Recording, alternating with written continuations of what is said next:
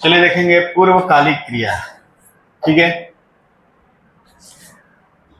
पूर्वकालिक क्रिया में आप देखेंगे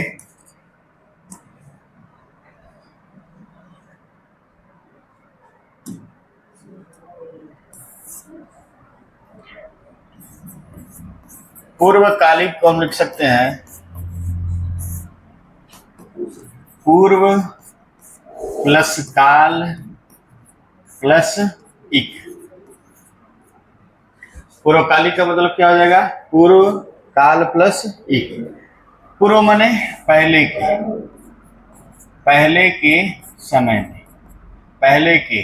ठीक है, काल माने समय में, और इक माने हुई, पहले के समय में हुई। इसका मतलब ये हुआ कि जब कोई क्रिया समाप्त हो और तुरंत उसके बाद दूसरी क्रिया चालू हो जाए। एक क्रिया समाप्त हो और दूसरी क्रिया तुरंत क्या हो जाए? चालू हो जाए, शुरू हो जाए। तो पहले वाली जो क्रिया है उसी को हम लोग क्या कहते हैं? पूर्वकालिक। जैसे बच्चा जाग कर सो गया,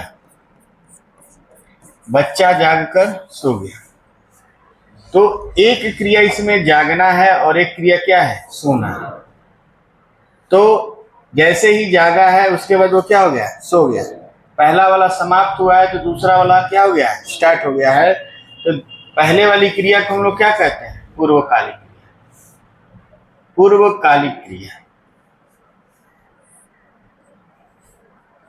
यानी एक क्रिया के समाप्त होने के बाद दूसरी क्रिया प्रारंभ हो तो पहले वाली क्रिया को क्या कहेंगे? पूर्वकालिक। उतारिए इसको।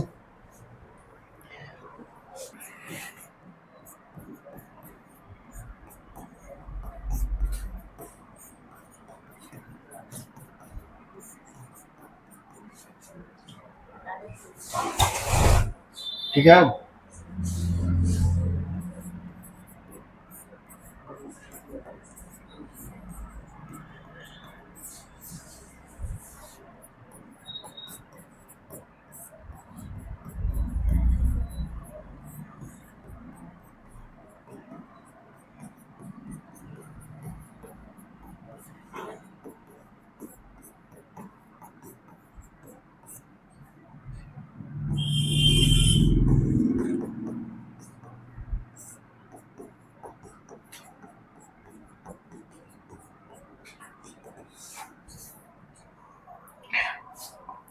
इसका परिभाषा लिखा हुआ है कि जब एक क्रिया समाप्त हो तथा तुरंत दूसरी क्रिया प्रारंभ हो जाए तो पहले वाली क्रिया क्या होती है? पूर्वकालिक क्रिया।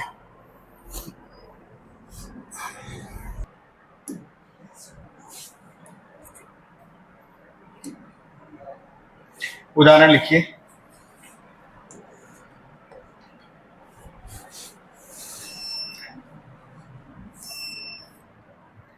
उदाहरण लिखेंगे।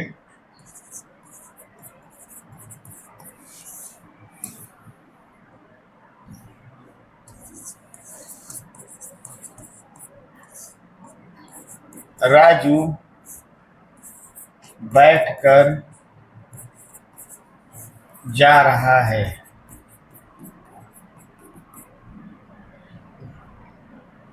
मोहन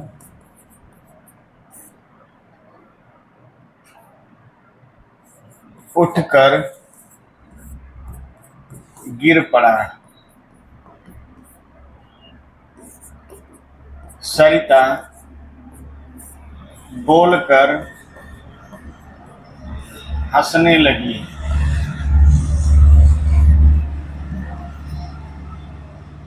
बच्चा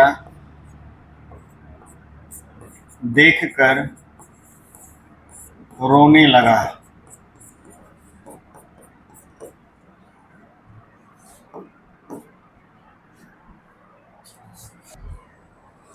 चलिए हेडिंग लिखेंगे, पूर्वकालिक क्रिया की पहचान करना। बेटा दें इसको ना, पूर्वकालिक क्रिया की पहचान। पहचान इसकी क्या है? पूर्वकालिक क्रिया की पहचान। तो आप हमेशा देखेंगे कि क्रिया के बाद एक प्रत्यय जुड़ा होगा, कर या करके, प्रत्यय जुड़ा रहता है।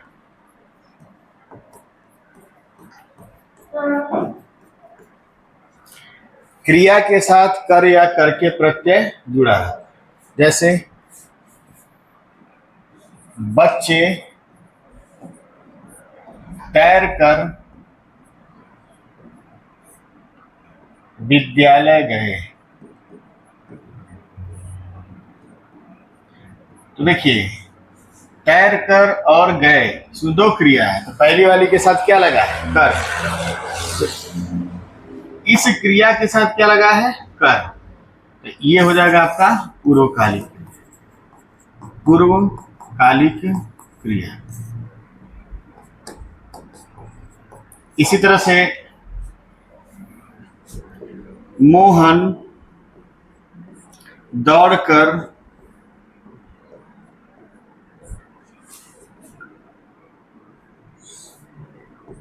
पकड़ लिया। ठीक है, मोहन दौड़कर क्या किया? पकड़ लिया। तो दौड़कर के साथ कर लगा है, इसलिए इसको क्या कहेंगे? पूर्वकालिक क्रिया, पूर्वकालिक क्रिया।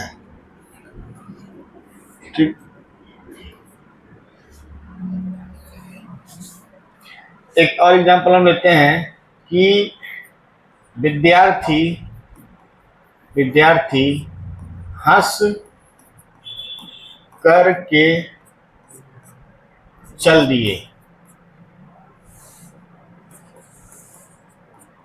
हंस करके चल दिए। वाक्य आपको सही लग रहा है? वाक्य क्या है? सही नहीं है।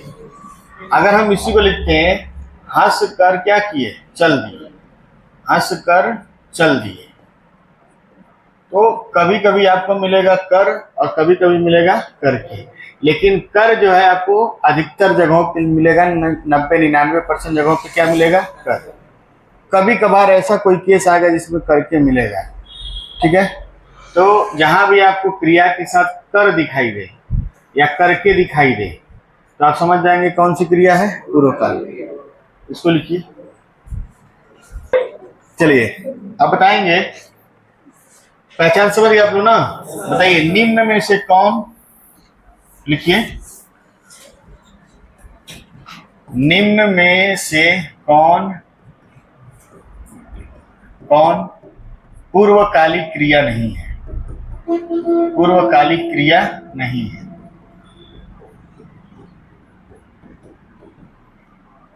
हंसकर, दौड़कर, देखकर, नौकर। तो बताएंगे इसमें पूर्वकालिक क्रिया कौन नहीं है? बड़ा सिंपल सा क्वेश्चन, ये पूछा गया क्वेश्चन है, बड़ा सिंपल सा क्वेश्चन है। इसका उत्तर कौन होगा? नौकर। यह पूर्वकालिक क्रिया नहीं है, क्योंकि यह किसी क्रिया से नहीं जुड़ा है। ठीक है, बाकी सब में क्या है? क्रिया के साथ क्या जुड़ा है? कर। उतार लीजिए इसको।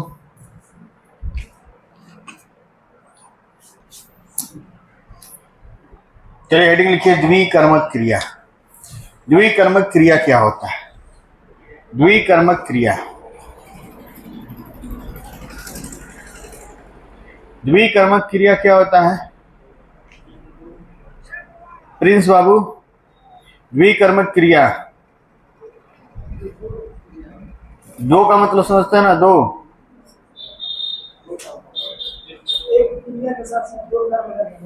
देखिए ऐसा वाक्य जिसमें कितनी क्रिया हो, ऐसा क्रिया जो दो कर्मों के साथ आया। जिस वाक्य में एक क्रिया के साथ कितने कर्म हो? दो कर्म, उसको बोलते हैं द्विकर्मक क्रिया। ठीक है, अब इसे मान लीजिए हम लिखते हैं, यहाँ पे लिख देते हैं थोड़ा सा परिभाषा।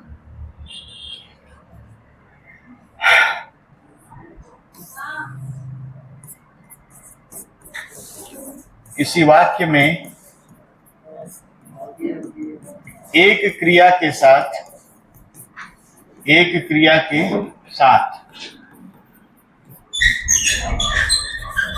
दो कर्म आया हो। किसी वाक्य में एक क्रिया के साथ दो कर्म आया, ठीक है। जैसे मान लीजिए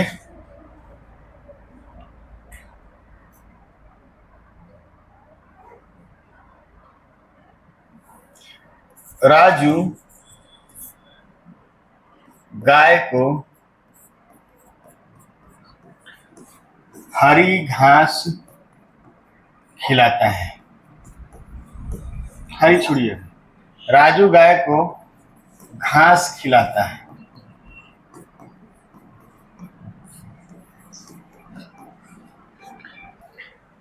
राजू गाय को घास खिलाता है। आप बताइए बबली, इसमें कर्म कौन कौन है? राजू गाय को घास खिलाता है, इसमें कर्म क्या है? इसमें इस वाक्य में कर्म कौन है? घास है। चलिए, बहुत अच्छी बात। और इसमें कोई कर्म है? एक कर्म है आपका घास, और एक कर्म क्या है? गाय। ठीक। चलिए प्रीति, आप बताइए, गाय और घास, इसमें कितने कर्म है? दो कर्म। दो कर्म है, इसलिए ये क्रिया जो हो गई, ये खिलाना जो क्रिया हो गया, ये हो जाएगा द्विकर्मक क्रिया। द्विकर्मक क्रिया। द्विकर्मक इसलिए हो गया कि इस क्रिया के साथ कितने कर्म आए हैं? दो कर्म। आप बताइए रितिका, तो इसमें मुख्य कर्म कौन है? गाय है। आप बताइए, मुख्य कर्म इसमें कौन है? घास। जो लोग गाय बता रहे हैं उनका अक्ल घास चरने गया है। गाय इसमें क्या है? गौड़ कर्म। कौन सा कर्म है? गौड़ कर्म। ठीक। मुख्य कर्म कौन है? घास। कारक पढ़ाए ना, तो उसमें कर्ता पढ़ाए हैं, फिर कर्म पढ़ाए हैं। अब बाकायदे उसमें हम लिखवाए हैं इस बात को, यानी आप बिल्कुल उसको दोहरा के नहीं आए, यानी आप उस कारक को कभी दोहराइबे नहीं किए हैं, जानने की कोशिश भी नहीं किए हैं कि कर्म कौन है सही। राजू क्या है? इसमें करता है। ठीक। और को इसमें क्या है? कारक चिन्ह है। कारक चिन्ह कौन सा कारक चिन्ह है? कर्म कारक चिन्ह है। अब खिलाना क्या है? क्रिया है। तो कौन सी क्रिया है? विकर्म। और ये तो आप जानते हैं क्या है? सहायक। एक एक शब्द का क्या बनेगा क्या नहीं बनेगा सब बताया गया, फिर भी आपको याद नहीं। राजू गाय को घास खिलाता है, इसमें घास मुख्य कर्म है, खिलाना क्रिया है, गाय गौड़ कर्म है। पहले इतना उतारिए, फिर हम बताते हैं मुख्य कर्म गौड़ कर्म के बारे में। हो गया? लिख लिया कि नहीं सब लोग? तेजी से लिखिए आप, ठीक ना? चले देखेंगे, एक तरफ लिखिए मुख्य कर्म, एक तरफ लिखिए गौड़ कर्म। मुख्य कर्म और गौड़ कर्म। मुख्य कर्म क्या होता है? मुख्य कर्म क्या होता है? ठीक, बहुत अच्छा। मुख्य कर्म विभक्ति रहित होता है। विभक्ति रहित होता है।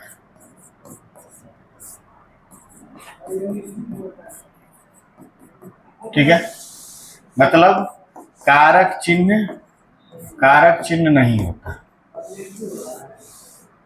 कारक चिन्ह नहीं होता। मेन तो यही है। एक चीज और कहना है कि मुख्य कर्म निर्जीव होता है।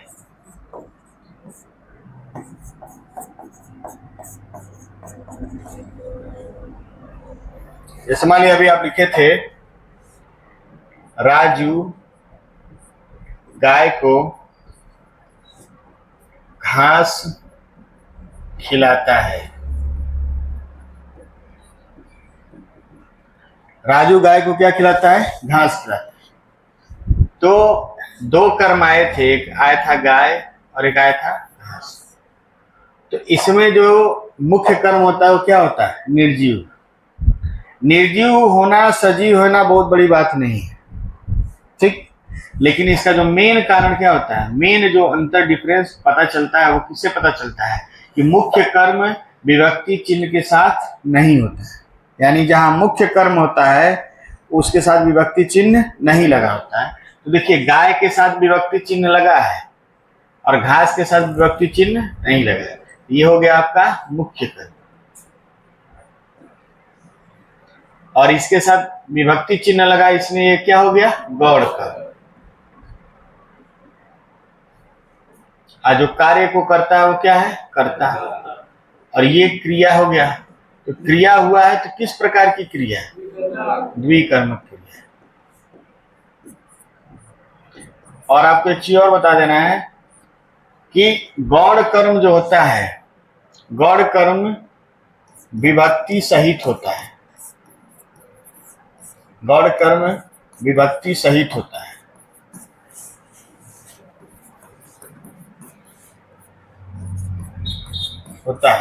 ठीक है। और दूसरा है कि गौड़ कर्म क्या होता है? सजीव होता है। सजीव होता है। और एक चीज और जानिए कि वाक्य में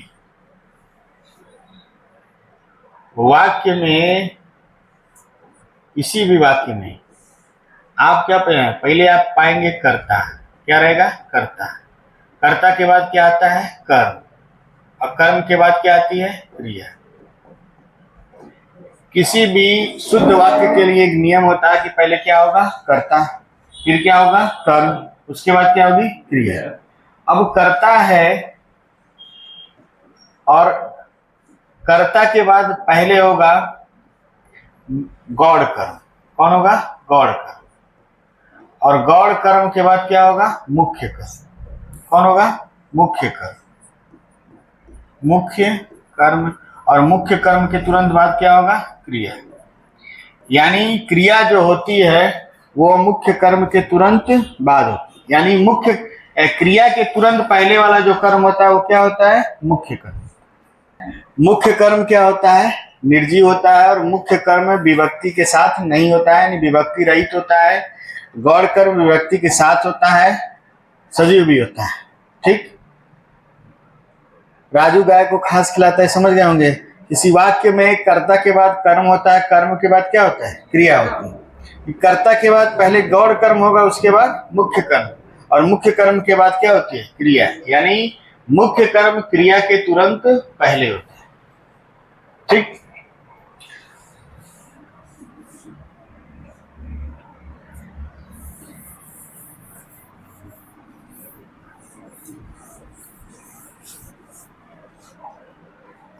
अध्यापक छात्रों को हिंदी पढ़ाते हैं। अध्यापक छात्रों को हिंदी पढ़ाते हैं। अब बताइए इसमें मुख्य कर्म कौन है और गौड़ कर्म कौन है? हिंदी क्या है? हिंदी जो है आपका मुख्य कर्म।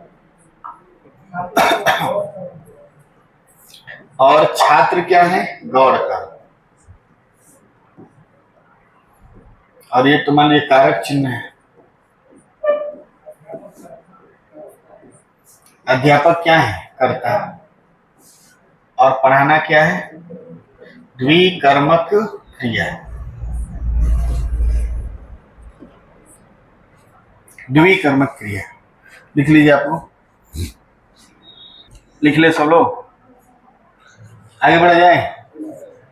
बोलिए। चलिए हेडिंग लिखिए सहायक क्रिया। सहायक क्रिया।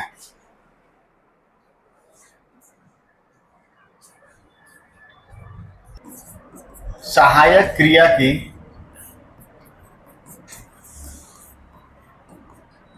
निम्न कार्य हैं।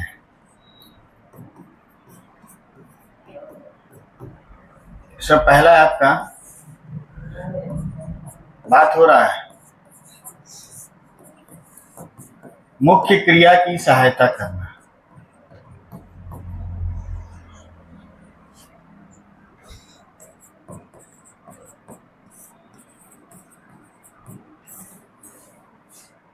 दूसरा जो है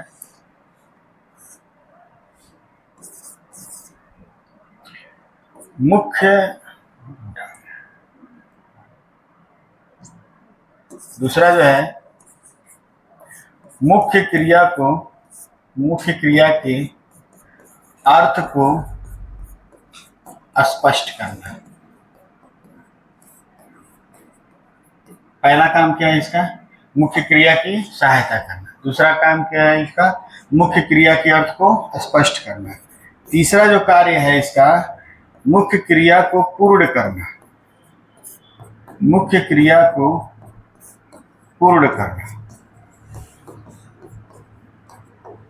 और चौथा कार्य इसका जो है, मुख्य क्रिया के समय को बताना। मुख्य क्रिया के समय को बताना। ये चार कार्य होते हैं किसके? सहायक क्रिया। सहायक क्रिया के कितने कार्य हैं? चार कार्य। चारों को उतारेंगे।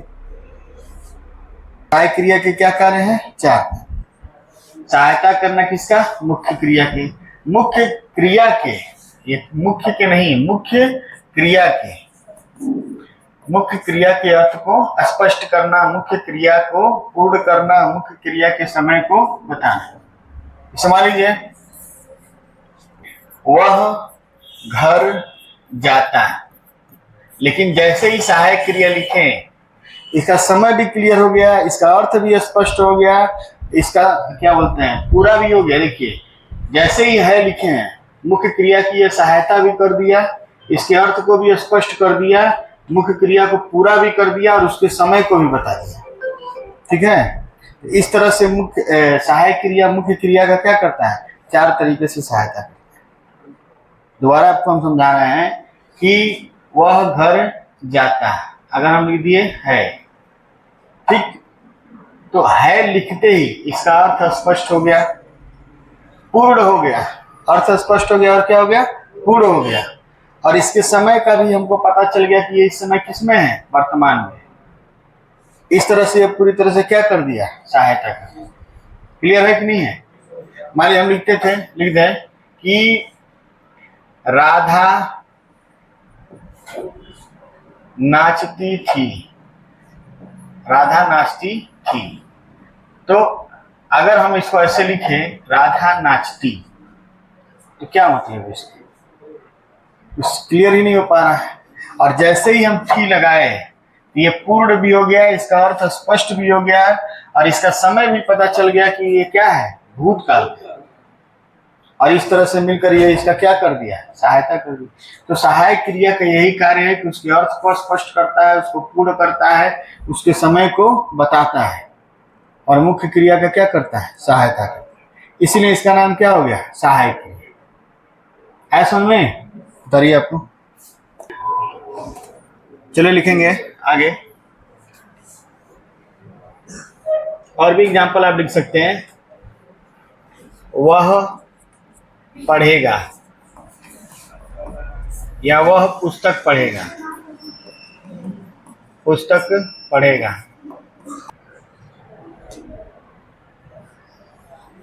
क्या हेडिंग लिखिए? अपूर्ण क्रिया।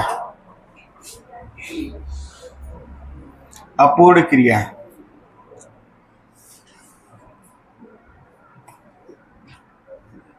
अपूर्ण क्रिया। कई बार क्या होता है कि वाक्य में क्रिया तो होती है, लेकिन वाक्य में क्रिया होने के बाद भी उसका अर्थ स्पष्ट नहीं होता है। जैसे मान लीजिए कि हम लिखते हैं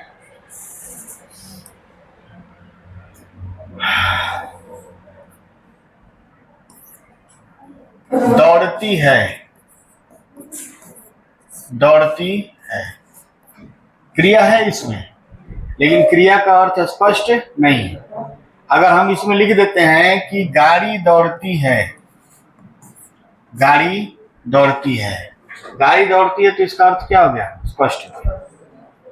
दौड़ती है तो कोई कुछ भी स्पष्ट नहीं हो रहा है। इसका मतलब ये हुआ कि ये जो दौड़ती है, आप लिखे थे ना दौड़ती है, तो ये क्या है? अपूर्ण क्रिया है। क्या है ये? अपूर्ण क्रिया। क्रिया तो है लेकिन इसका अर्थ स्पष्ट नहीं है। तो ऐसी क्रिया जो मौजूद तो होती है लेकिन उसका अर्थ स्पष्ट नहीं होता, उसको अपूर्ण क्रिया कहते हैं। ठीक है, पहले लिखेंगे इसके अंतर्गत अपूर्ण क्रिया में लिखेंगे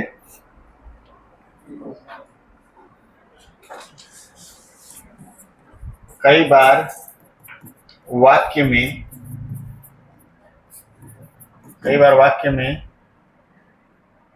क्रिया होने के बाद भी उसका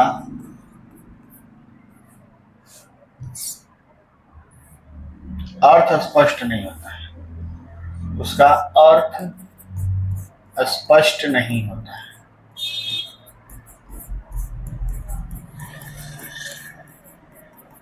उसका अर्थ स्पष्ट नहीं होता है। जैसे मान लीजिए दौड़ती है,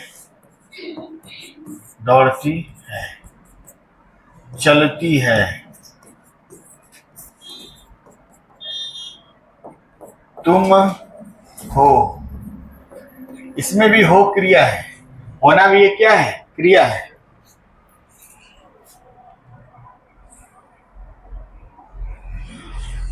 इसी में अगर हम लिखते हैं नाचती है,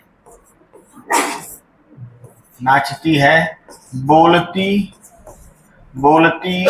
हैं, सब इसमें क्या है? अपूर्ण क्रिया है। ठीक है, तो एक चीज है कि इसमें अगर हम कोई शब्द लगा दे, जैसे मान लीजिए गांधी जी थे, गांधी जी थे, गांधी जी थे, तो यहां भी एक क्रिया लगा है, थे, हैं, ठीक ना? हो, अरे नाचना, बोलना, चलना, दौड़ना, सब क्या है? क्रिया है। ठीक है, तो किसी का भी अर्थ स्पष्ट नहीं हो रहा है, इसमें क्या है? अपूर्ण क्रिया है। लेकिन अगर इसमें हम कोई शब्द जोड़ दें, कोई शब्द क्या करें? जोड़ दें, तो वो अपूर्ण से क्या हो जाएगी? पूर्ण हो जाएगी। तो फिर उस शब्द को हम क्या कहेंगे? जिस शब्द को हम जोड़ने पर पूर्ण बना रहे हैं, उस शब्द को हम क्या कहेंगे? बताइए। मान के चलिए हम कह रहे हैं कि इसमें हम एक शब्द जोड़ दिए राष्ट्रपिता और लिख दिए गांधी जी। ठीक है, पता नहीं गांधी जी से हुआ कैसे हुआ। गांधी जी राष्ट्रपिता थे, राष्ट्रपिता थे, हैं भी। ठीक है, गांधी जी राष्ट्रपिता थे, तो इसमें हम एक शब्द जोड़े हैं राष्ट्रपिता, और ये पूरा हो गया, अर्थ स्पष्ट हो गया। हुआ कि नहीं हुआ? अपूर्ण क्रिया में एक शब्द लगाएंगे तो वो उसको वाक्य को क्या करेगा? पूरा कर देगा, अर्थ को क्या करेगा? स्पष्ट कर देगा। गांधी जी राष्ट्रपिता थे, राष्ट्रपिता शब्द को हम जोड़े हैं तो इसका अर्थ क्या हो गया? स्पष्ट हो गया। तो राष्ट्रपिता जो होगा ये पूरक शब्द होगा। क्या होगा? पूरक शब्द। यानी जिस शब्द को हम लोग जोड़ कर उसका अर्थ स्पष्ट करते हैं वो क्या हो जाता है? पूरक शब्द। मान लीजिए अगर हम इसको लिखते हैं कि गाड़ी दौड़ती है, गाड़ी दौड़ती है, तो हमारा गाड़ी शब्द क्या हो जाएगा? पूरक। गाड़ी शब्द क्या हो जाएगा? पूरक शब्द। ठीक है, मान लीजिए हम लिखते हैं कि इसको लिखते हैं कार चलती है, कार चलती है, अब ये अर्थ स्पष्ट हो गया, ये पूरक हो गया। अगर हम इसमें लिख देते हैं कि यहां पर लिख दे रहे हैं कि तुम मूर्ख हो, अब मूर्ख लिखने से क्या हो गया? अर्थ स्पष्ट हो गया, तो ये क्या हो जाएगा? पूरक शब्द। तो जब अर्थ स्पष्ट नहीं होता है तो अपूर्ण क्रिया होती है, और अर्थ को स्पष्ट कराने वाले शब्द को क्या कहते हैं? पूरक शब्द। ठीक है, मान लीजिए राधा नाचती है, मान लीजिए राधा नाचती है तो राधा क्या हो जाएगा? पूरक शब्द। महिलाएं बोलती हैं तो महिलाएं क्या हो जाएंगी? पूरक शब्द। ठीक है, तुम मूर्ख हो, वो भी क्या हो गया? पूरक शब्द। बस एक नोट लिखिए, पहले उतार लीजिए पूरा, एक लाइन और लिख लेंगे इसमें। जो शब्द अर्थ को स्पष्ट कराता है पूरक शब्द कहलाता है।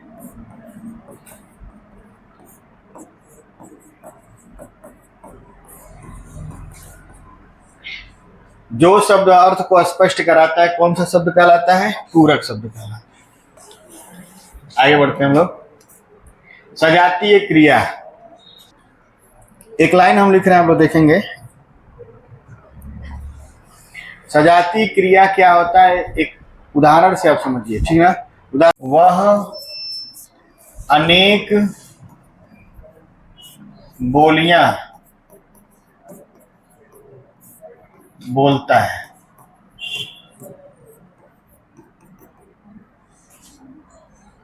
ठीक है,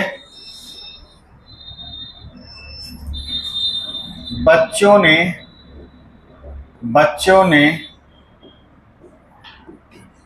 अच्छा खेल खेला।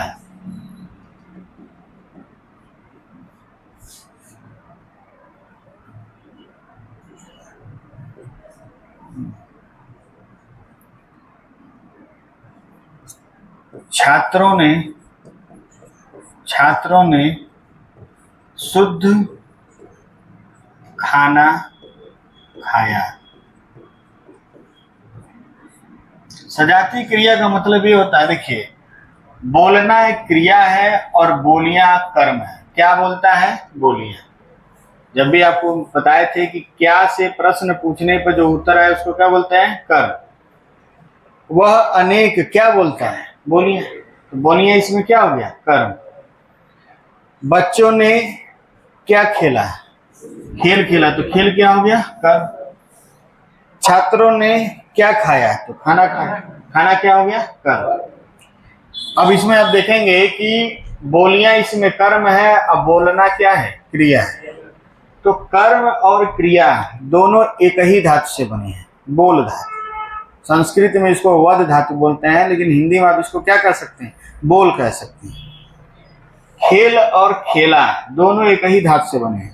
कर्म और क्रिया एक ही धातु से बने हैं। खाना खाया दोनों एक ही धातु से बने हैं। तो ऐसी क्रिया जहां क्रिया के साथ साथ कर्म एक ही धातु से क्या हो? बने हो, उसको हम लोग क्या कहते हैं? सजातीय क्रिया। ठीक है, जहां वाक्य में कर्म तथा क्रिया एक ही धातु से बने हो,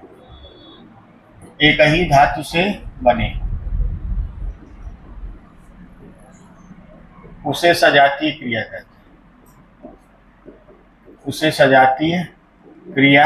कहते हैं। उतारिए इसको, इसमें क्या होगा? ये हो जाएगा आपका सजातीय क्रिया, और ये आपका क्या है? कर्म है। ये क्या है? कर्म है, और ये क्या है? सजातीय क्रिया।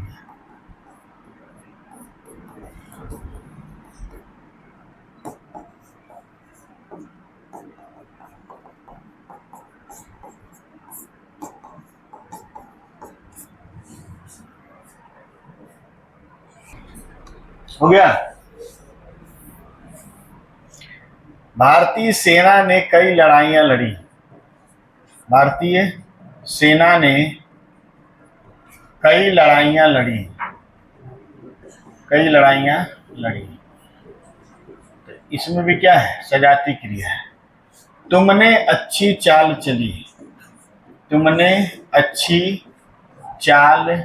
चली। इसमें भी चलना क्या हो गया? सजातीय क्रिया।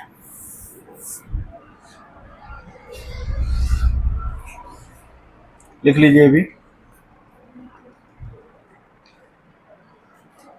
आगे बढ़ा जाए। चलिए हेडिंग लिखेंगे संयुक्त क्रिया। संयुक्त क्रिया लिखेंगे सब लोग, संयुक्त क्रिया। संयुक्त क्रिया आपको बताए थे, शुरू शुरू में आपको पढ़ाए थे तो बताए थे कि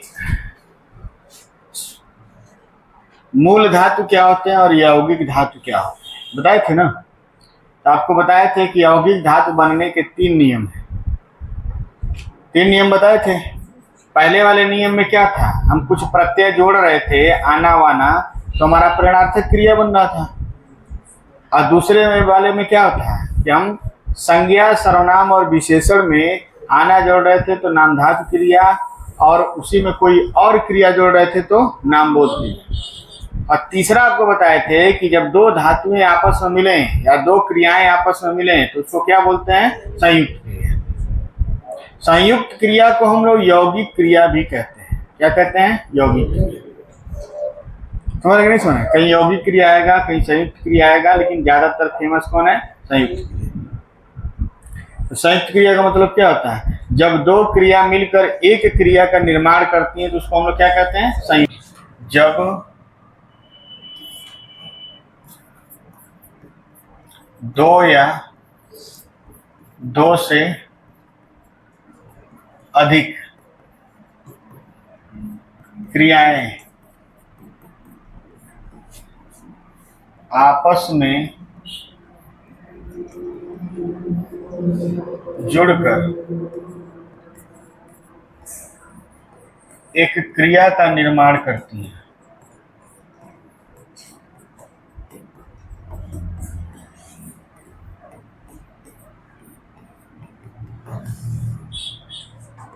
तो उसे संयुक्त क्रिया या यौगिक क्रिया कहते हैं।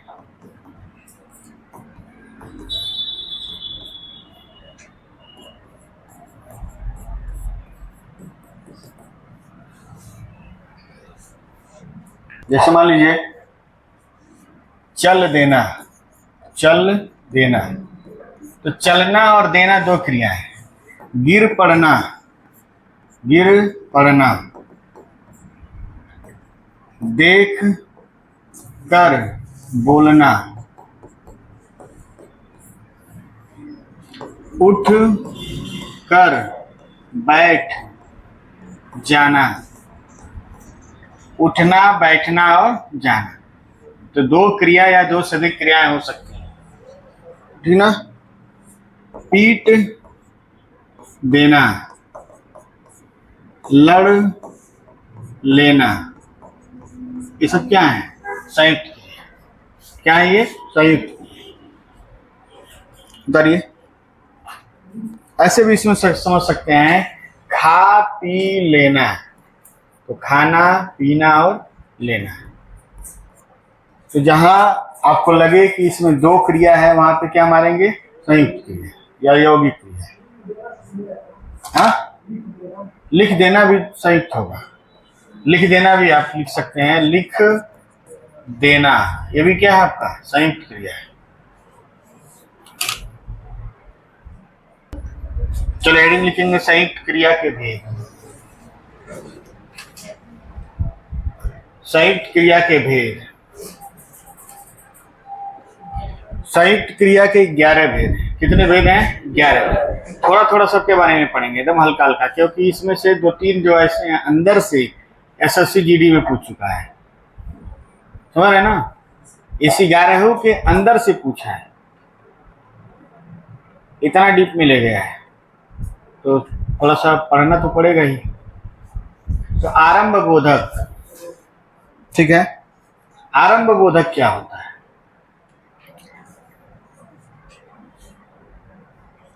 देखिए आरंभ बोधक क्या होता है, ऐसी संयुक्त क्रिया जिससे क्रिया के आरंभ होने का क्या हो, बोध। जैसे वह रोने लगी, तुम पढ़ने लगे। आरंभ हो रहा है कि नहीं हो रहा है? ऐसी संयुक्त क्रिया जिससे क्रिया का आरंभ होने का क्या हो, बोध हो। आरंभ और प्रारंभ में अंतर होता है। क्या अंतर होता है?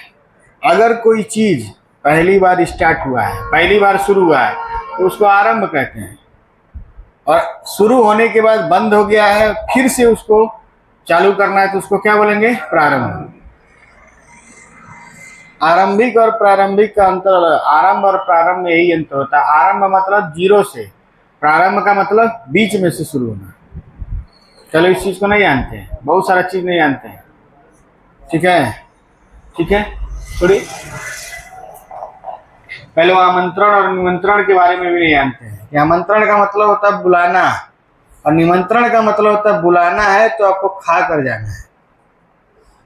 निमंत्रण का मतलब ये होता है, ठीक है। आमंत्रण में आमंत्रित किया गया है, खाने के लिए पूछा जाए या न पूछा, लेकिन निमंत्रण अगर आपको मिला है तो आपको आना है और आपको खा के जाना है। समझ गए? तो ज्यादा न जानिए आप लोग, ठीक है।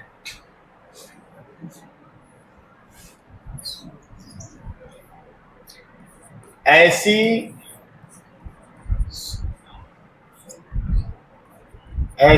संयुक्त क्रिया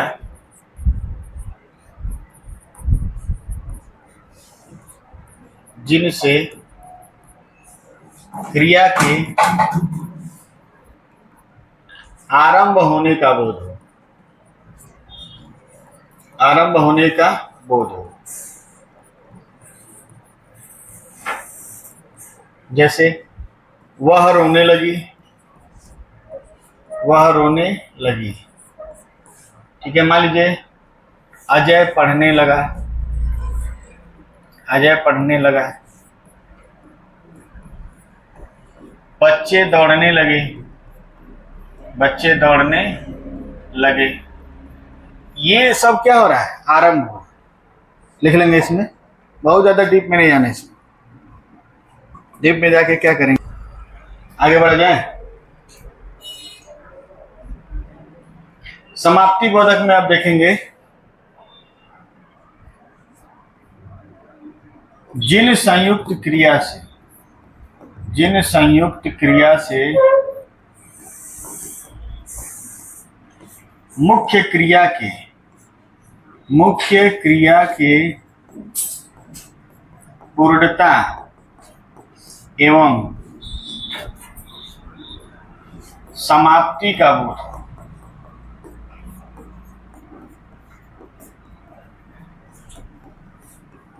पूर्णता एवं समाप्ति मतलब वो पूर्ण हो गया। जैसे राम खाना खा चुका है, राम खाना खा चुका है।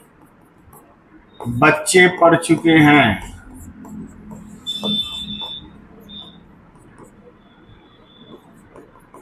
मैं लिख चुका हूं, मैं लिख चुका हूं, मैं लिख चुका।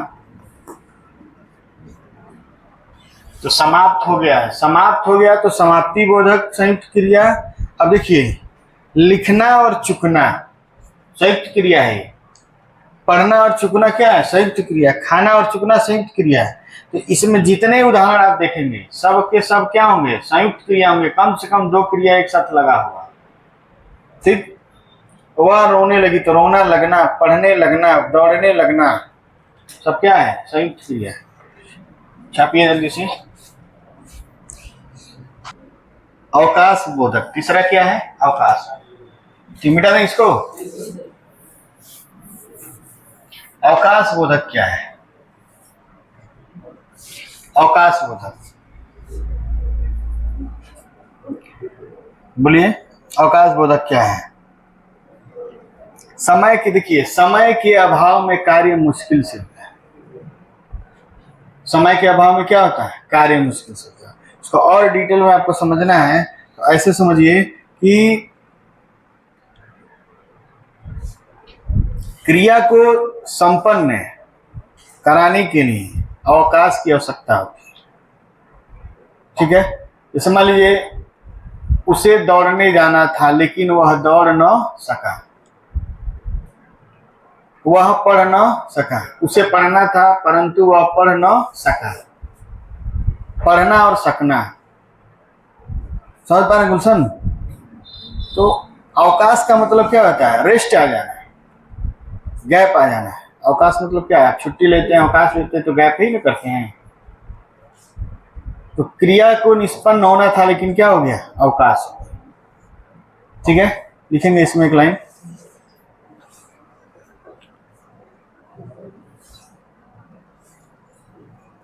जिससे जिससे क्रिया के निष्पन्न होने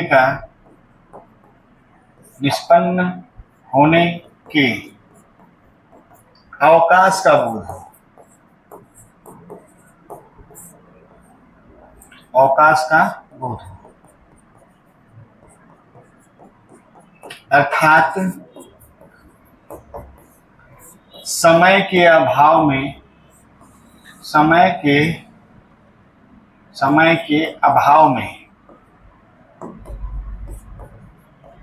कार्य न हो सका। समय के अभाव में कार्य न हो सका। जैसे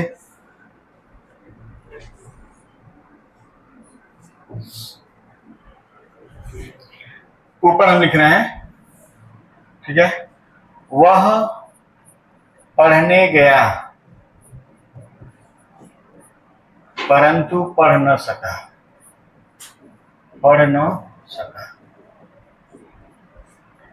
वह मैदान में दौड़ने गया पर दौड़ न सका।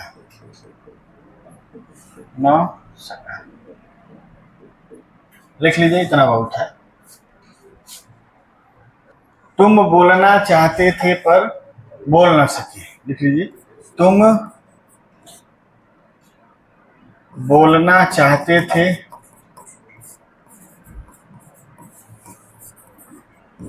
पर बोल न सके। चौथा नंबर लिखिए अनुमति बोधक। 4 नंबर लिखिए अनुमति बोधक। अनुमति बोधक क्या होता है?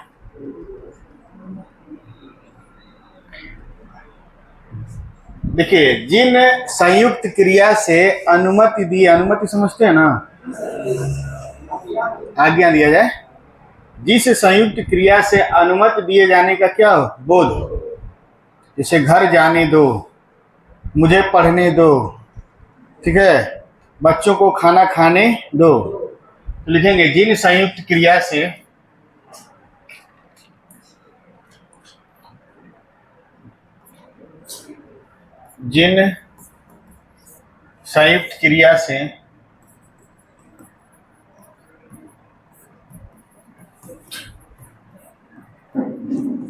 अनुमति दिए जाने का बोध।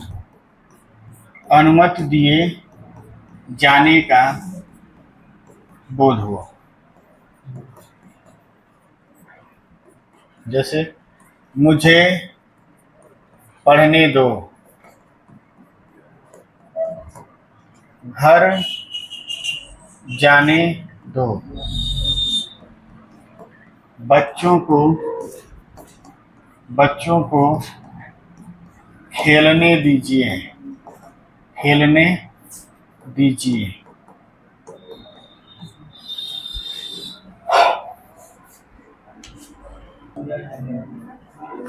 बात नहीं बच्चों, चलिए आगे लिखिए नित्यता बोधक। नित्यता बोधक क्या है?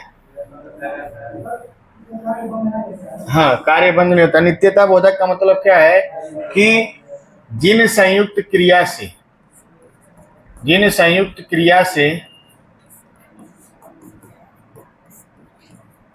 नित्यता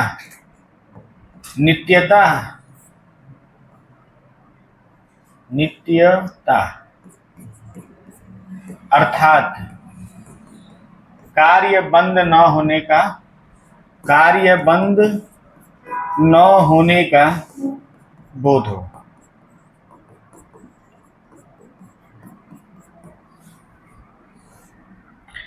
पेड़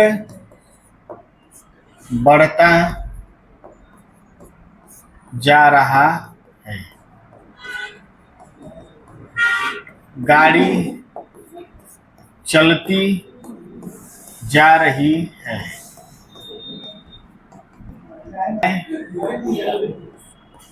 लड़ती जा रही है।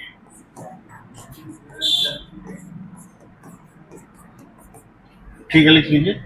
ये भी महिलाओं का तारीफ ही है ना।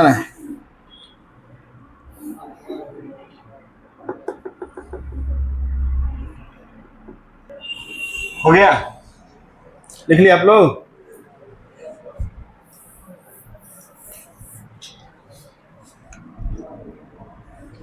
देखिए, जिन संयुक्त क्रिया से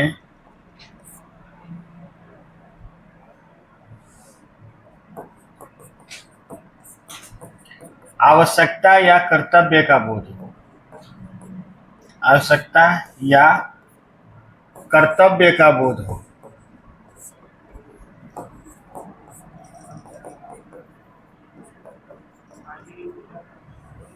जैसे मुझे मजबूरन जाना पड़ा।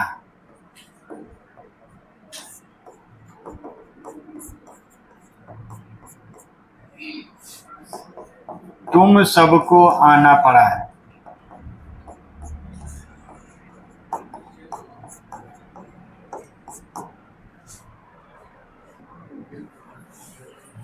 इसी में और एग्जाम्पल हम लिख देते हैं। राधा को ससुराल जाना पड़ा। आवश्यक था तभी गई। ठीक है। मुझे विद्यालय आना पड़ा, तो मजबूरी थी। आवश्यक भी था, कर्तव्य भी है, इसलिए क्या है ये आवश्यक बोधक संयुक्त क्रिया है।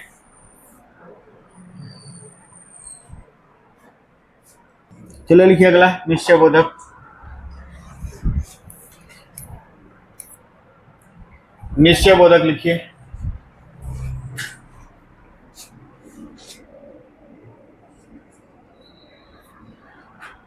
लिखेंगे, जिन संयुक्त क्रिया से मुख्य क्रिया के जिन संयुक्त क्रिया से मुख्य क्रिया के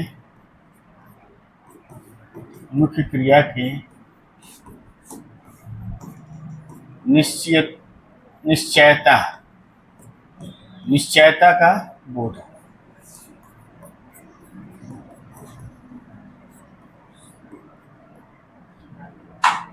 निश्चयता का बोध मतलब निश्चितता का बोध हो, लगे कि निश्चित है।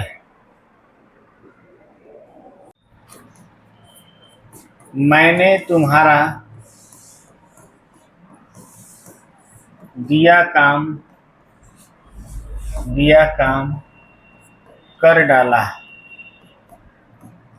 इस बात में निश्चित है कि ये काम क्या हो गया, हो चुका है, इसलिए क्या है, निश्चय बोध संयुक्त क्रिया है। राजू तालाब में कूद पड़ा। राजू तालाब में कूद पड़ा। वह कुएं में गिर पड़ा।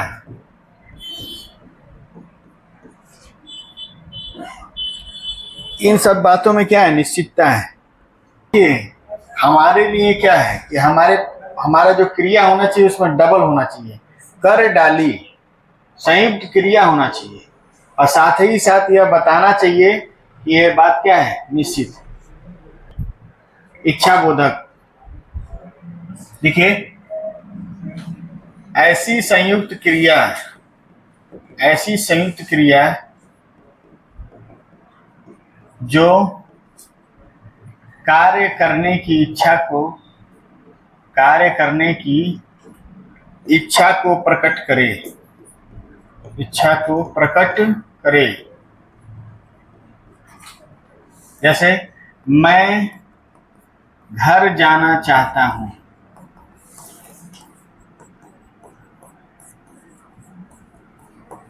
तुम लिखना चाहते हो,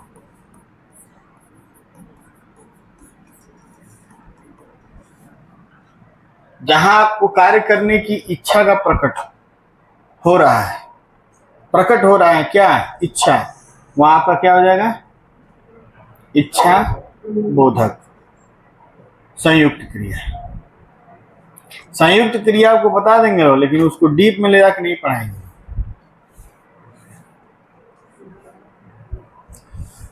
खत्म हो गया है, बच्चे खेला कूदा करते हैं, ठीक है, लिख लिया सब लोग। चलिए लिखेंगे लास्ट अभ्यास बोधक। अभ्यास बोधक में क्या होगा, क्रिया के करने के अभ्यास का बोध कराए, क्रिया के करने के अभ्यास का बोध कराए, अभ्यास का बोध कराए। जैसे जैसे कोई बताएंगे,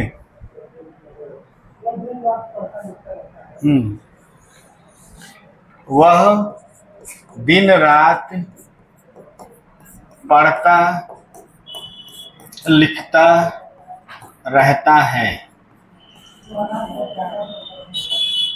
वह रात भर जागा करता है,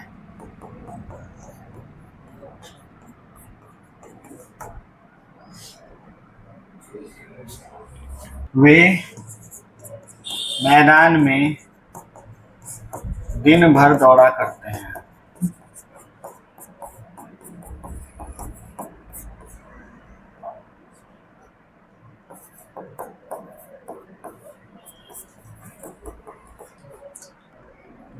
ठीक है, कर दें इसको। चलो लिखेंगे रचना के आधार पर क्रिया के भेद। रचना के आधार पर, इसी को पढ़ना ज्यादा जरूरी है, इसके बाद कुछ बचेगा नहीं इसमें।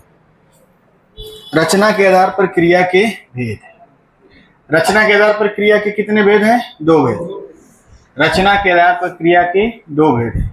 पहला क्या है, अकर्मक क्रिया, दूसरा क्या है, सकर्मक।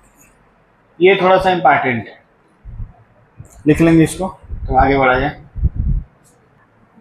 आगे बढ़ा जाए। चलो देखिए अकर्मक क्रिया। अकर्मक क्रिया देखेंगे,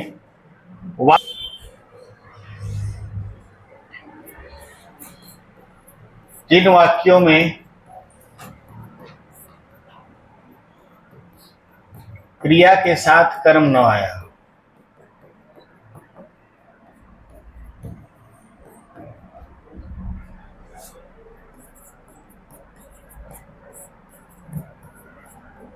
जिन वाक्यों में क्रिया के साथ कर्म न आया, अर्थात क्रिया के व्यापार का फल, क्रिया के व्यापार का फल कर्म पर न पड़े, कर्म पर न पड़े, तो पड़े किस पर, कर्म पर न पड़े तो किस पर पड़े, कर्ता पर पड़े, अर्थात कर्ता पर पड़े, कर्ता पर पड़े, अकर्मक क्रिया कहलाती है, अकर्मक क्रिया कहलाती है।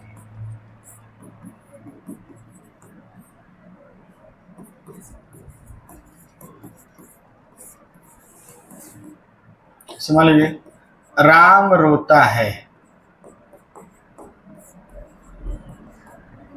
बत्तख तैरते हैं,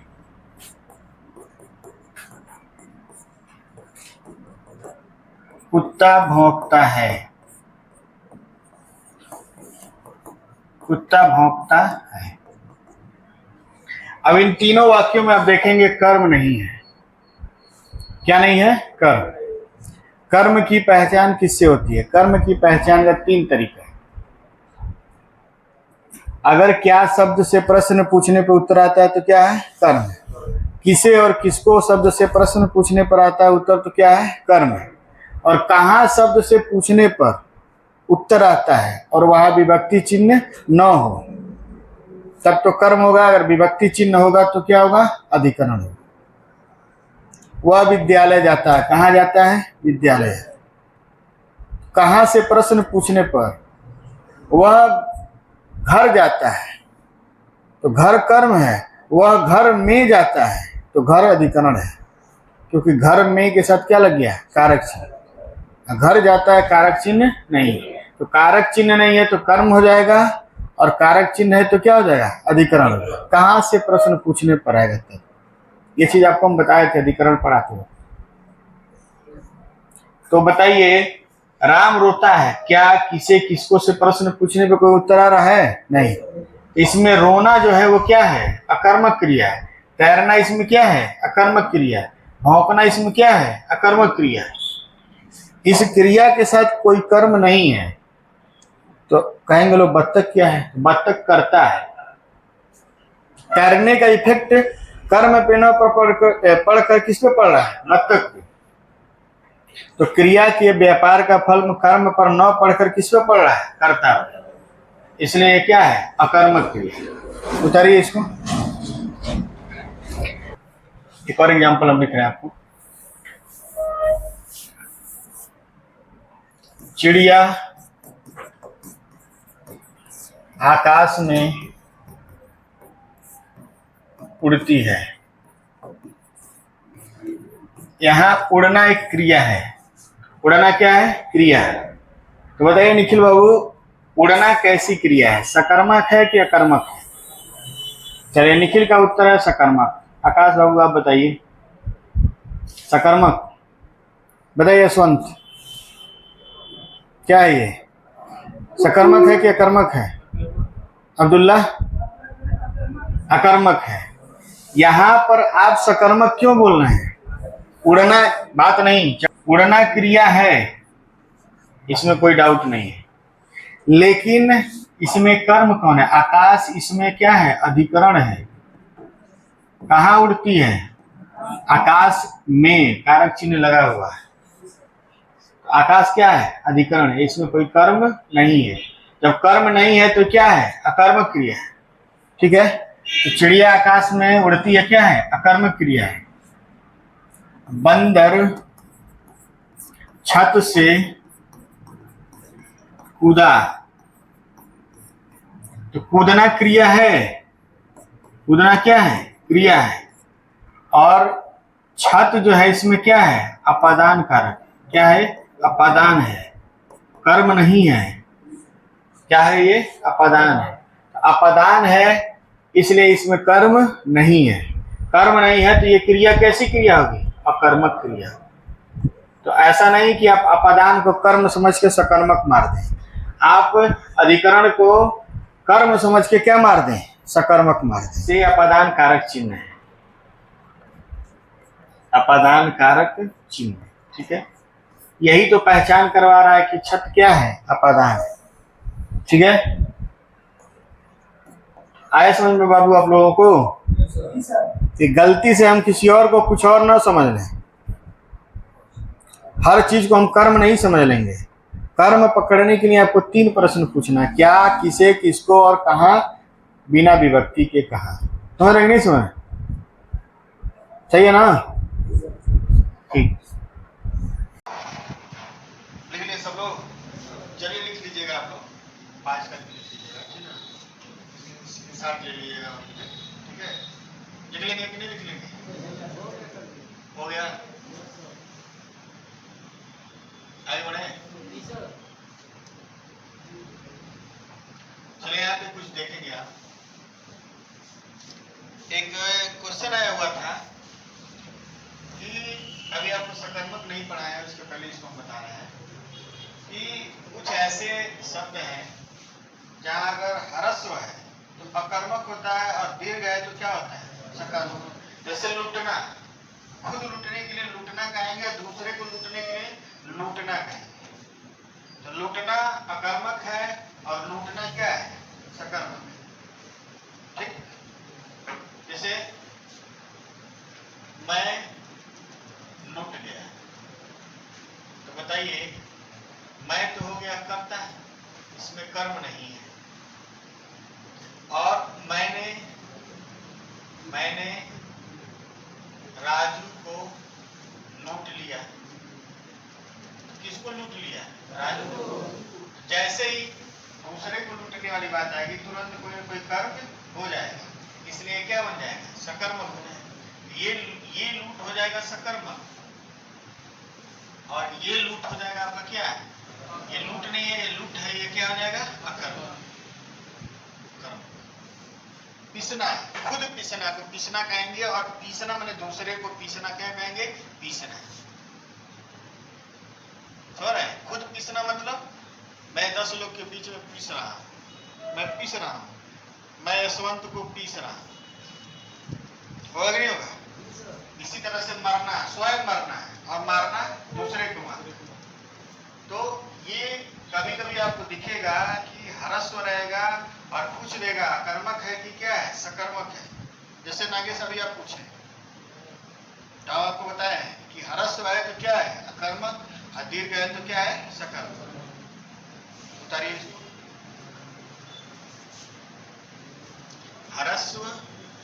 हरस्व है तो अकर्मक,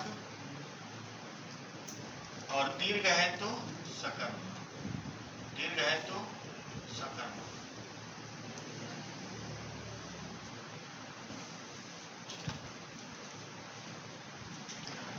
लेकिन आप लोग ठीक है, लिख लीजिएगा, आप लोग वहां से भी लिख सकते हैं। हेडिंग लिखिए सकर्मक क्रिया। सकर्मक क्रिया क्या होता है? सकर्मक क्रिया क्या होता है? जिन वाक्यों में क्रिया के साथ साथ क्या हो? कर्म, यानी क्रिया के व्यापार का फल किस पे पड़े? कर्म। कर्म है तो किस पर पड़ेगा? कर्म पर। क्रिया कर्म नहीं रहेगा तो किस पर पड़ेगा? कर्ता पर पड़ेगा। लिखिए, जिन वाक्यों में क्रिया के साथ साथ कर्म हो,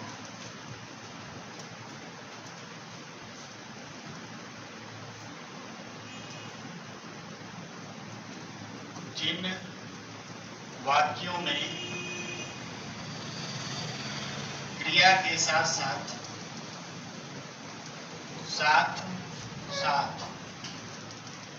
कर्म भी हो, कर्म भी, अर्थात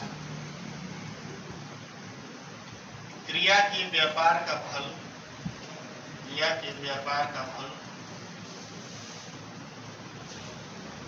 कर्म पर पड़े। जैसे वह आम खाता है,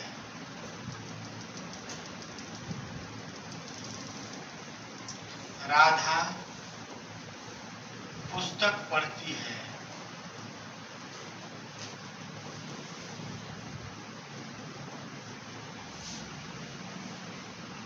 बच्चे फुटबॉल खेलते हैं,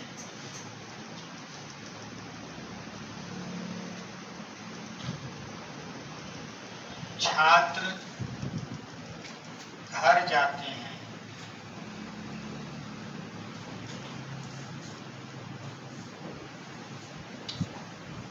वह क्या खाता है? वह क्या खाता है? आम।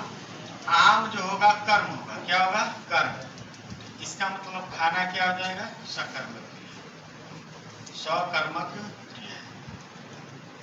इसी तरह से पढ़ना इसमें क्या हो जाएगा? सकर्मक क्रिया। पुस्तक इसमें क्या है? कर्म है, सकर्मक क्रिया। इसी तरह से बच्चे फुटबॉल खेलते हैं, क्या खेलते हैं? फुटबॉल। खेलना एक क्रिया है, और खेलना जो होगा वो क्या होगा? सकर्मक क्रिया होगा, सकर्मक क्रिया। और घर इसमें कर्म है तो जाना क्या हो जाएगा? सकर्मक क्रिया।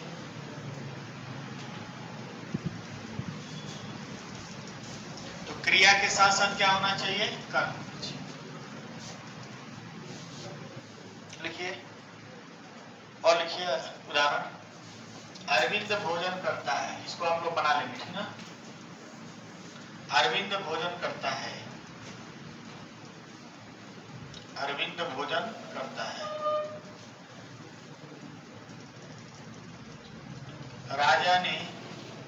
राजा ने शेर को मारा, शेर को मारा। शिवम विद्यालय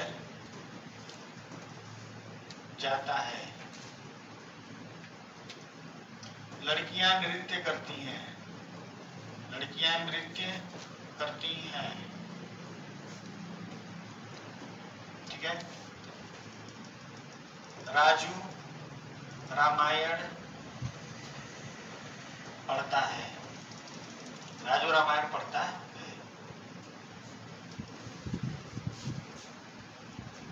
आगे बढ़े।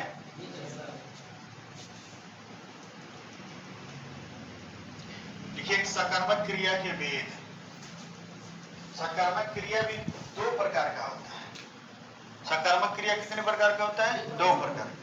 पहला होता है पूर्ण सकर्मक और दूसरा होता है अपूर्ण सकर्मक, ठीक है। उतारिए इसको, चलिए लिखिए पूर्ण सकर्मक क्रिया। पूर्ण सकर्मक क्रिया क्या हो? कविता लिखी,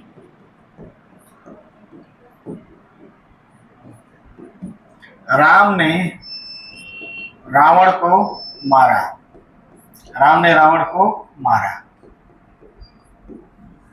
साफ साफ दिखाई दिया, क्या दान दिया? वस्त्र। क्या लिखा? कविता। और किसको मारा? रावण। तो ये जो दिया है और ये लिखी है और ये मारा है, ये तीनों कैसे क्रिया है? सकर्मक। सकर्मक क्रिया क्यों है? क्योंकि इनके साथ कर्म लगा हुआ। सकर्मक क्रिया क्यों है? क्योंकि इनके साथ क्या लगा है? कर्म लगा। किसी को कंफ्यूजन हो तो बताएं। अपूर्ण सकर्मक, अपूर्ण सकर्मक क्या होता है?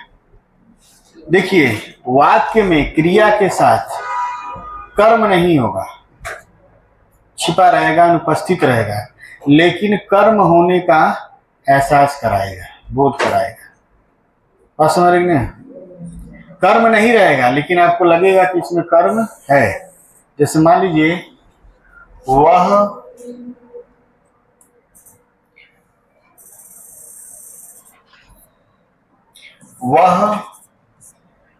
पढ़ता है, वह क्या है? पढ़ता है। तो कुछ न कुछ ऐसा चीज होगा जिसको वो क्या करेगा? पढ़ेगा। कोई ना कोई ऑब्जेक्ट है, बिना किसी ऑब्जेक्ट के तो पढ़ेगा नहीं वो। तो कोई ना कोई चीज है जिसको वो पढ़ेगा, तो वही चीज क्या है? गायब।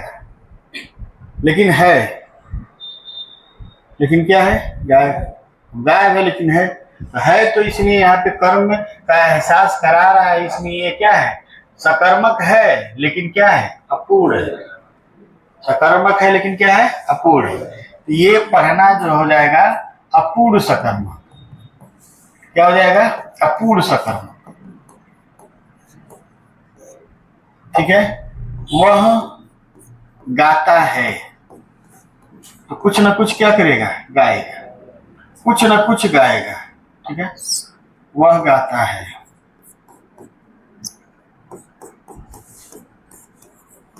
वह गाता है तो कुछ ना कुछ गाएगा। वह बच्चे लिखते हैं, बच्चे लिखते हैं, यानी आप कह सकते हैं कि पढ़ना, लिखना, गाना, बजाना, पीटना।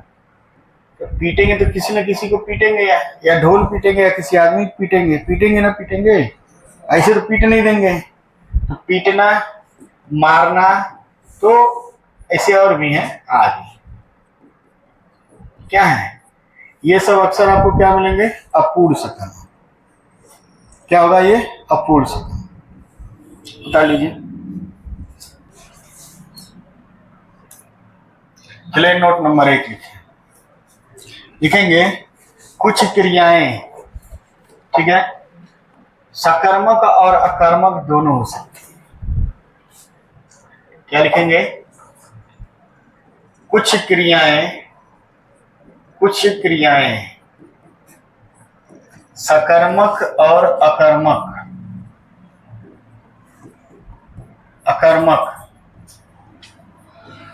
दोनों हो सकती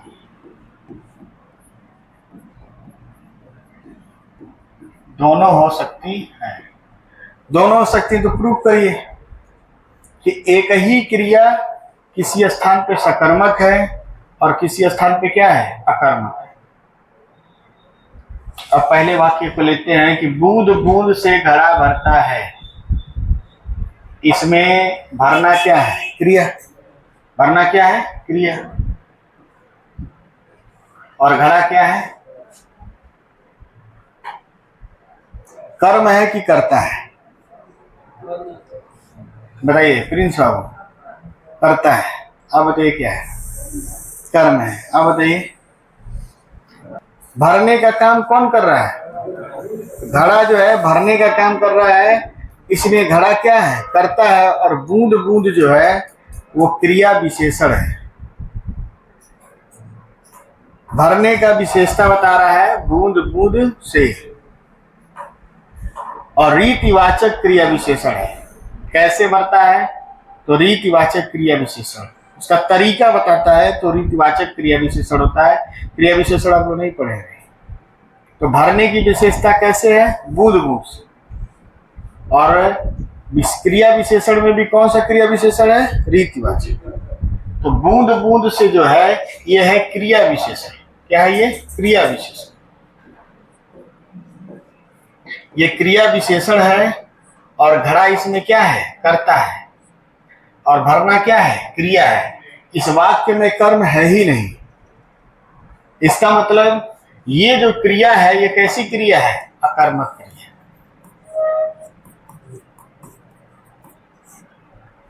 और राम घड़ा भरता है। अब कौन भरता है? राम।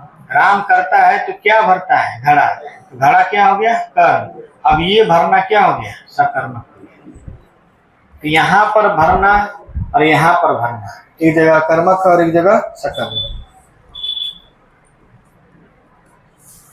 लिखिए जल्दी से इसको। चलिए हो गया ये। चलिए दूसरा लिखिए। उसका सिर खुजलाता है, वह अपना सिर खुजलाता है। यहाँ देखिए उसका सिर खुजलाता है। तो खुजलाने का काम कौन कर रहा है? सिर। उसका सिर। उसका जो सिर है ये करता है और खुजलाना क्या है? क्रिया है। इसमें कोई कर्म नहीं है। उसका सिर क्या है? करता है और खुजलाना क्या है? क्रिया है। तो ये हो जाएगा आपका कौन सा क्रिया? अकर्मक क्रिया। अकर्मक क्रिया। और वह अपना सिर खुजलाता है। अब खुजलाने का काम कौन कर रहा है? वह। ये हो गया कर्ता। और क्या खुजलाता है? अपना सिर। ये हो गया कर्म। और ये हो गया आपका सकर्म। ये इसी प्रकार खुजलाना, लजाना, ऐठना, बदलना, घबराना, भरना, बोलना, ठीक है, ललचाना, ये सब क्या है? दोनों का काम करता है। चलिए लिख लिया आप लोग। चलिए लिखेंगे हेडिंग अनुकरणात्मक क्रियाएं। अनुकरणात्मक क्रिया लिखिए जल्दी से। ध्वनियों के, सुनिए लिखिए भी नहीं, ध्वनियों के अनुकरण से, जैसे सन सन से सनसनाना, झन झन से झनझनाना, टन टन से टनटनाना, है ना? तो बड़बड़ से बड़बड़ाना, ठीक है, फड़फड़ से फड़फड़ाना, थरथर से थरथराना, कड़कड़ से कड़कड़ाना, जो भी हो, इन सब चीजों से, यानी ध्वनियों के अनुकरण से अगर कोई क्रिया बनती है तो उसको अनुकरणात्मक क्रिया कहते हैं। देखिए ध्वनियों के अनुकरण से,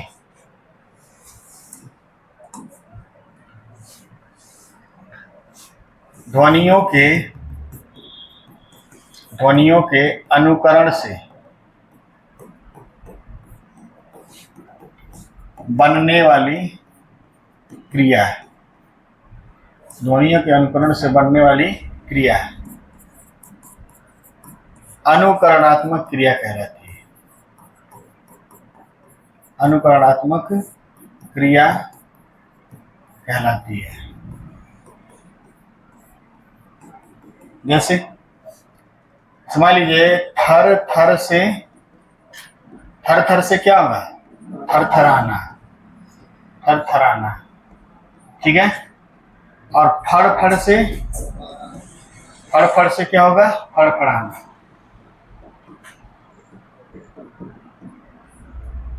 सन से सनसनाना।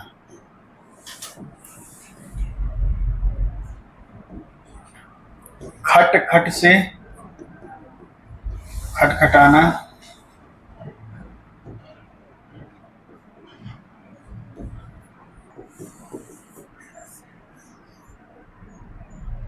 देखिए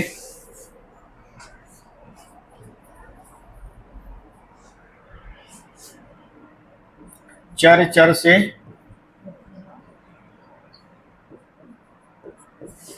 चरचराना। थप से थपाना। ऐसे बहुत सारे हैं इसमें। हेडिंग लिखेंगे क्रियार्थक संज्ञा। क्रियार्थक संज्ञा,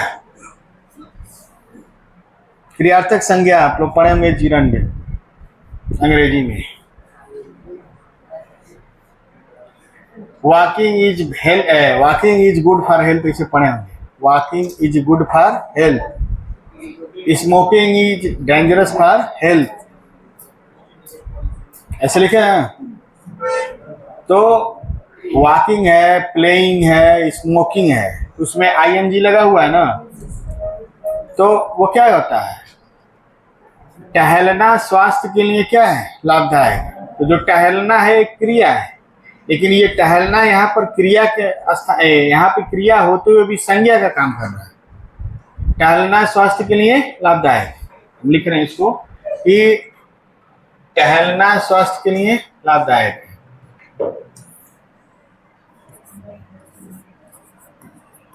टहलना स्वास्थ्य के लिए लाभदायक है, लाभदायक है। तो टहलना एक क्रिया है। ये क्या है? एक क्रिया। क्रिया होते हुए एक संज्ञा का काम कर रहा है, इसलिए इसको क्या बोलेंगे? क्रियार्थक संज्ञा। दौड़ना स्वास्थ्य के लिए लाभदायक है, ठीक है। इसी तरह से धूम्रपान स्वास्थ्य के लिए क्या है? धूम्रपान करना स्वास्थ्य के लिए हानिकारक। तो जो शुरू में आप क्रिया लिख रहे हैं, वो क्रिया ना होकर किसका काम कर रहा है? संज्ञा का। इसलिए वो क्या हो गया है? क्रियार्थक संज्ञा। तो इसमें लिखेंगे जब किसी वाक्य में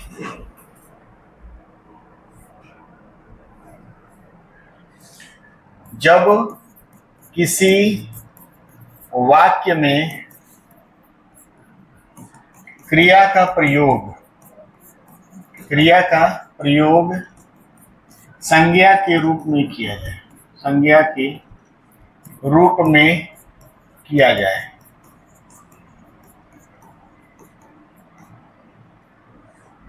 तो उसे क्रियार्थक संज्ञा कहते हैं।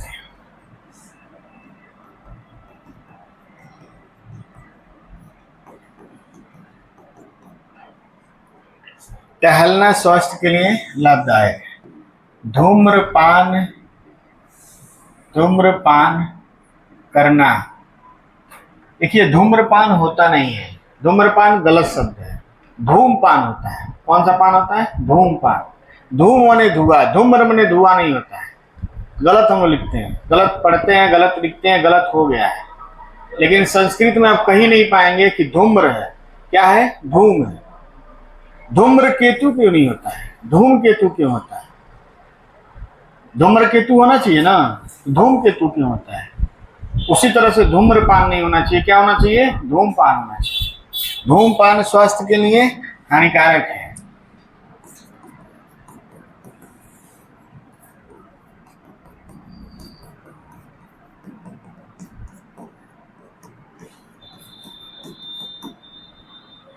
इसी तरह से खेलना शरीर के लिए फायदेमंद है। दौड़ना